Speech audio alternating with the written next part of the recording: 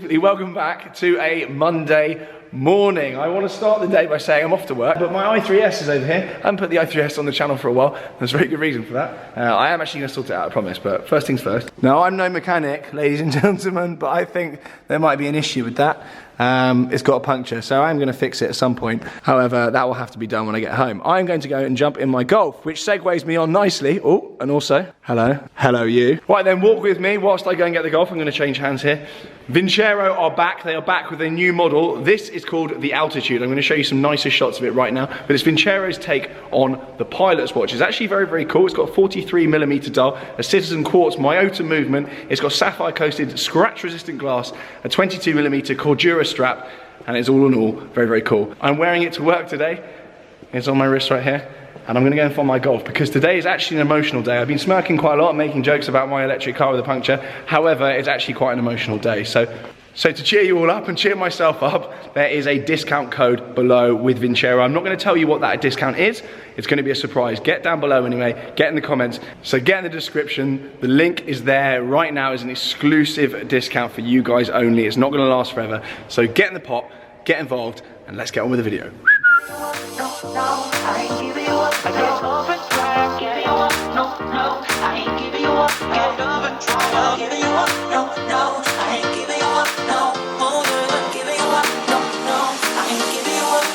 She's a roller coaster.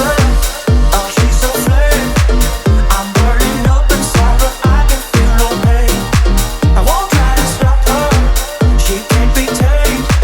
I'm so in love with her. I fall and try again. Hello, welcome back to TGTV, and more specifically, ladies and gentlemen, welcome back to my Golf. Today is not an ordinary journey in this thing. Today, this is actually my last journey in this car ever. It's going back. This car is actually on a lease, so it's a 2-year lease, and that lease expires, I think today or on Friday or whatever, but it has to go back anyway today. It's being collected from my office. You actually currently joined me early on a Monday morning on my way to work. I am churning on the way to work, but I thought, why not film an outro video with this car? It's been with me for 2 years. I've kept it longer than I keep probably most of my cars. So yeah, and loads of you have been asking about the Golf. It's probably the most popular car on my channel, even though I've done barely any content with it whatsoever. The Golf is going, it's time to say goodbye, and I just thought I'd give it a send-off and make some AdSense whilst I'm at it. It's not all bad news in this video though. I will be covering also my new daily, so the Golf will be being replaced. This car is being replaced with something else. So I'm going to get into some of the details on that and where I've ordered it from as well, because I've got a stonking deal and there are some crazy deals out there. So, bit of background then before I get onto any of this nonsense. For those that are new to the channel, this is my Golf GTI. I've had it for 2 years, obviously, as I've just covered. It is on a lease. I have various other supercars and stupid cars. This is my daily driver. This is the one that I've just been kind of wafting around in. Not so much lately, actually. I've been using my i3S, but anyway, this has been kind of my runaround car, my errand car. It's like my personal car. It's not a YouTube car. It's got a normal number plate on it, not even a private plate. It's just my personal runaround. And that's what I've had for the past 2 years. I've used it as much as I can, but I must say I've only done 8,200 miles in 2 years in it, which for me is huge amounts of miles because I don't do big miles. I just live in the city and I work in the city. Like, I do a few miles a day tops, but I've used it as much as I can. So a bit of money stuff first then. How much did this car cost me over the 2 years? I think I put about 2 grand down, and then it was about sub £200 a month anyway. I got a really, really, really good deal on this. So, and that is, as I say, a lease. So you're basically just renting the car. You never at any point own it. You're basically just leasing it, essentially. And it's the only one of my cars that I do that with. My other ones are on finance. Effectively, they're mortgaged, for want of a better kind of analogy. But this one is a lease. So I like having a runaround leased because it's a fixed cost. At the end of the 2 years, I know, 2 years in advance, I know how much that car's going to cost me. As long as I don't go over the mileage, which there's no chance of that. I think this was on 6,000 or 8,000 miles a year, which is still far too much for me. As I say, I've done 8,000 miles in 2 years, so mileage isn't an issue for me. But yeah, sub £200 a month, about 2 grand down in the first place. This car has probably cost me, bit of quick maths here, Tom, 5, 7, maybe about 6 or 7 grand for 2 years, which doesn't strike me as that bad. It was 3 odd grand a year. If you bought one of these new at 30 grand, you'd be looking at selling it now for maybe 20 odd. So you would have lost about 10. And then obviously it's all about the ownership experience as well, in terms of having a leased car for me, because I get in this thing and I know I've got X amount of miles a year. I don't mind racking it up. I don't care. I'll use it, and I just use it as it's intended to be. There's no stress in it because I know how much that car's going to cost me at the end of it. I think if you own it and you've got cash tied up in it, you don't want to use it as much. You want to kind of baby it a bit more. You want to kind of keep the miles down, whatever, because you've always got residuals in your mind. With a lease, you don't have that. So yeah, a little bit of background there on leasing, and then this car. I am honestly absolutely shattered. I'm so tired. I had the Warren car show yesterday. Huge amount of fun, but yeah, I'm absolutely shattered, and I didn't really get any sleep last night either. So I do apologies if this video is slightly lackluster. So yeah, the way this works then, at the end of the lease, they come and collect it. There will be someone turning up to my office or the car park near my office to collect the car. Now, if you are on a lease at the moment, there's something to bear in mind. At the end of the lease, the car has to go back as new. If you return it, I'm just making sure I'm not going to run anyone over when I put off. When you return it, if you return it with curb wheels or any damage or whatever, you will be charged for it. You will be charged more than the going rate for these sorts of things. If you curb a wheel and you return it with a curb wheel, they don't just say, oh yeah, don't worry mate, that's 50 quid to refurb it. The costs are a little bit more expensive. You are an idiot. I'm all for these kind of Boris bikes in London, but it does encourage people that have no idea and no business being on a bike on busy roads into the road.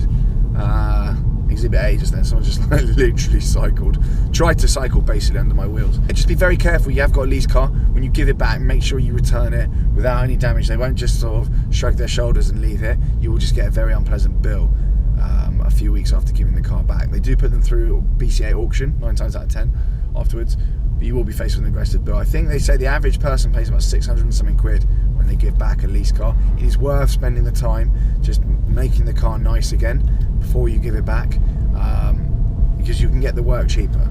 They'll put on an admin fee and everything to get the repairs done. So a couple of weeks before your car gets due to go back, give it to a garage and just say, look, just sort out any little kind of blemishes and whatever on it. There are guidelines what you can and can't be charged on, but that's all extremely boring, even more boring than this. But there are guidelines, so they can't completely rip you off. It is all regulated, and there is a certain amount of damage allowed actually. Chips over a certain size, if it hasn't broken the clear coat, stuff like that. There's all sort of little bits and bobs, and even wheels, damage over a certain size as well is allowed. But I would look into that. It's well worth doing because you can get billed with sort of 1,000, 2,000 quid just for a few little misdemeanors. As many of you will know, this car actually did have some bits and bobs done to it. I'll leave the video probably following on from this one. There was an exhaust box on it, and there was, yeah, bits and bobs. I don't know, I can't even remember. It's on the video anyway. But obviously the car has gone back to standard, so everything's gone back to standard. It's as good as new. It's completely reversible stuff. Now, what you don't want to be doing on a lease car, I mean, even then that was pushing. I shouldn't have done that. I'm not technically allowed to do that. But when something's totally reversible, it is, you know, if you do get hauled up on it, you can just put it back to standard and there is no damage done. There's nothing untoward at all. What you don't want to do is get into the area of doing remaps, replacing turbos and all sorts of other stuff that I've seen people do, because at the end of the day, that asset is not yours. It isn't yours to mess around with. It belongs to someone else. You're effectively hiring it. It's effectively kind of a glorified version of you turning up to rent a car and just borrowing one for 2 years. You wouldn't go and remap a rent-a-car. Well, you might actually, but yeah, it's stuff like that you really need to be careful of. Finance is slightly different. You can modify. You should always get permission from the lender, but leasing is often a big no-no, and I realise I have obviously modified this car, but yeah, I think it was like an hour job to put it back to standard, if that. So you do have to be careful with that, and obviously if you return the car non-standard, then you are in quite a pickle at that point. Ownership then, what do I think of this car? I've absolutely loved it. This car has served its purpose amazingly. It's been absolutely fantastic, and often when asked what's my favourite car, I will often say my Golf GTI. It has been faultless. It's not Mr. B. It started every single time. I've not seen one error, warning light. I've not had a puncture. It's not even got low on oil. Nothing. Literally nothing. It's been absolutely perfect. It's not Mr. B. Like, literally nothing. I can't believe it. And I've used this willy-nilly. I haven't kind of babied it at all. I've just got in it, turned it on, driven around. Absolutely fine. You get in it, your phone connects to it. You know, the standard speakers are good. Just like even the daily stuff on it, it's great. Fuel economy is fantastic. You leave it in eco mode, absolutely brilliant, and it is a laugh to drive as well. One thing I would say, and I did touch on this when I modified it, it is a tad boring from standard. It's back in standard mode now. It's extraordinarily quiet. There's not that much excitement going on, I must say, but that's kind of its charm in a way. It's kind of just good. It's just there for you whenever you need it, and it's just great, actually. Yeah, I wish I could pick up on something other than it being a little bit sterile. See, start, stop. It's just a nice place to be. It's comfortable in here. I didn't even spec any options either. Literally spec nothing. Like, I didn't tick any boxes whatsoever. That is another point with leasing as well. When you come to lease a car, be careful on how many options you tick. It can rack up quite quickly. So say you put £2,000 worth of options on a car, you'll be paying that £2,000 over the 2 years. It's not pro rata throughout kind of the life of the car. You're paying for those options over the 2 years. So yeah, it's often not wise to spec the hill to have a lease car, especially if you are specing things that you think will help residuals. Doesn't really matter 9 times out of 10. You put a panoramic roof on for £1,000, you're spreading £1,000 out over 2 years just to pay for that roof. So I don't know, just something to bear in mind. It's not always a good idea to go mental on spec with lease cars. Right, probably why some of you are still here, if you're still here. My new daily, I've ordered a new daily. The new daily is in build. So I've ordered it from a company called Pendle Lease. You may well have seen them actually before. Shmee's done some stuff with the guys before. I've ordered it from Pendle Lease anyway. I was having a look online, and I'd actually seen Shmee's video with them a while back, so I gave him a shout and I said, "Oi, I've seen this deal around, can you get it?" They've been amazing, absolutely amazing. I know I got millions and millions of questions asking where I got my lease car from in the first place. So there we go. If you want to lease a car, go and check them out. I'll leave their link and stuff below. But most deals, if you see them somewhere else and it's not on their website, they can get it as well. So just give them a shout. They're top lads there. They actually reply to stuff. They're really, really good. So do get involved with that.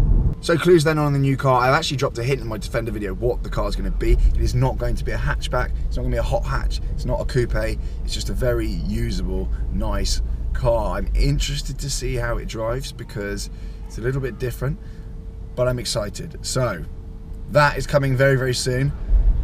And let's just say on that car, I got a very, very good deal. Absolutely ridiculous. The guys at Pendle Lease pulled out the stops. There was a very good deal on them at the moment. That might run out now. The thing is, if a lot of you follow the leasing market, sometimes there are mental deals that come out and they'll only release a few cars to the market. So when these deals come out, you've got to be quick. You've got to be really, really quick. Like I was with this Golf, when it came out 2 years ago, I think only about 50 cars came to the market. Myself and 6 of my friends ordered one at the same time because it was just such a good deal. And you know that if you leave it to the end of the day, you miss it. So yeah. New daily soon come. I will probably do a collection somewhere, I guess. Maybe at Pendle Lease offices, I don't know, which is in Essex. I really don't know. More on that very, very soon. I'm waiting to find out when it's actually going to be delivered. It's all very exciting. So we shall see on that. All in all though, going back to the Golf, I'm actually a little bit emotional to be saying goodbye to it. It's kind of been part of my life for 2 years. It's been my go-to car. It's been the most reliable one. It's been the one I can just go down to in the garage, jump in, hoon somewhere, leave it somewhere. No one's going to have kicked off the wing mirrors or defecated on the bonnet. It's just going to be fine. You just leave it anywhere. Really, and it's a laugh as well. You can put your foot down and you go quickly, but you're not going so fast that you just lose your license or, you know, kill a family. It's great. It's just fantastic. And yeah, it will be sad to see it go. So it's the end of an era on the channel, really. An end of a motoring era for me. It's one of my favourite cars I've ever owned. And yeah, I'll be sad to see it go. I've done some cool stuff with it. Took it on that drag strip. Or I took a car that looked very, very similar up the drag strip when I shaved my head. Raised about 16k for charity. Using this car on the drag strip with Archie. I don't know if any of you remember that. Shaved my head and beard. But yeah, it's kind of been implicated in so many videos, and it's been such a helpful car. It's got a massive boo, 5 doors. It's just been great. Anyway, before I cry, I think it's time to park it up and say my final goodbyes. So that's that then. I've actually stopped up on the way to work. I'm actually really, really late, so I'm going to end things here. I know this has been a rather rushed, half asleep video. I do apologise. I really do my best sometimes to get videos out. Needs must though. So for myself and my Golf GTI, a very sad farewell actually. I'm very emotional to say goodbye to it, but it's going to be collected very, very shortly, and I'm probably never going to see it again. So if you recognise the number plate and you end up with this car, treat her well and say hello from me. Ciao for now. Thanks very much for watching. Do subscribe, blah, blah, blah, and I'll see you again very, very soon. Bye now. again.